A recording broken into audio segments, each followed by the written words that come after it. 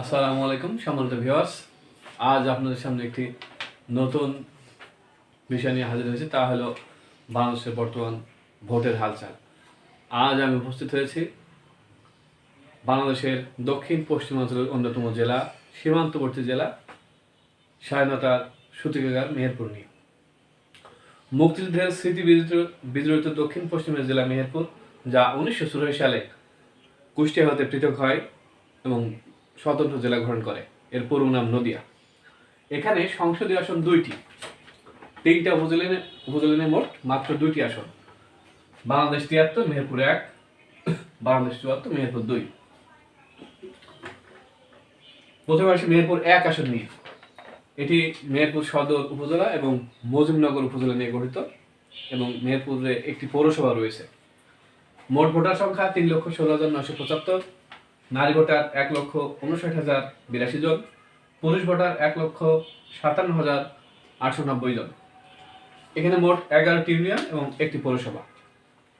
এখানে বিএনপির পক্ষে প্রতিনিধিত্ব করছেন সাবেক এমপি জনাব মাসুদ অরুণ, যিনি দীর্ঘ সময় মেহেরপুর জেলা বিএনপির সভাপতি ছিলেন, বর্তমানে জাতীয় নির্বাহী কমিটির সদস্য। আর দাঁড়িপাল্লা প্রতীক নিয়ে যিনি প্রতিদ্বন্দ্বিতা করছেন তিনি মৌলানা তাজউদ্দিন খান, উনি মেহেরপুর জেলা জামাত ইসলামের সম্মানিত আমির। এই অঞ্চল মূলত বিএনপির ঘাঁটি। তবু মেহেরপুর 1-এর আমরা যদি 73 সাল থেকে শুরু করে সর্বশেষ 2024 পর্যন্ত বিশ্লেষণ করি, এখানে স্বাধীনতা পদকপ্রাপ্ত জনাব সৈয়দ্দিন, 21শে পদকপ্রাপ্ত জনাব আহমদ আলী অর্থাৎ মাসুদ অরুণের পিতা, এরা বিভিন্ন সময়ে আওয়ামী লীগ বিএনপি জিতছে। এবার দেখা যাক কি হয়। বিএনপি কি তার ঘাঁটি বা দুর্গ উদ্ধার করবে, নাকি উদীয়মান শক্তি জামাত ইসলাম জয় লাভ করবে? 2 নম্বর আসন অর্থাৎ মেহেরপুর 2, বাংলাদেশ 74।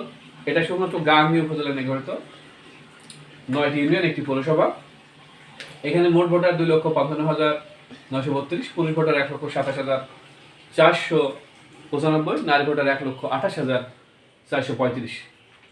এইখানে প্রতিদ্বন্দ্বী হিসেবে আছেন বিএনপির পক্ষে সাবেক এমপি জনাব আমজাদ হোসেন। ইনি 2008 সালের নির্বাচনেও বিএনপি থেকে জয়ী হয়েছিলেন। আর জামাতের পক্ষ থেকে নির্বাচন করবেন সাবেক উপজেলা চেয়ারম্যান জনাব নাজমুল হুদা।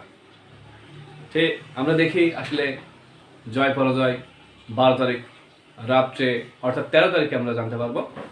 ততক্ষণে চোখ রাখুন। নেক্সট যে এপিসোড আসছে তা হলো গণভোট নিয়ে। পরবর্তীতে অন্য কোনো জেলার নির্বাচনী হালচাল নিয়ে আমরা কথা বলবো। ভালো থাকবেন, সুস্থ থাকবেন। আল্লাহ হাফেজ।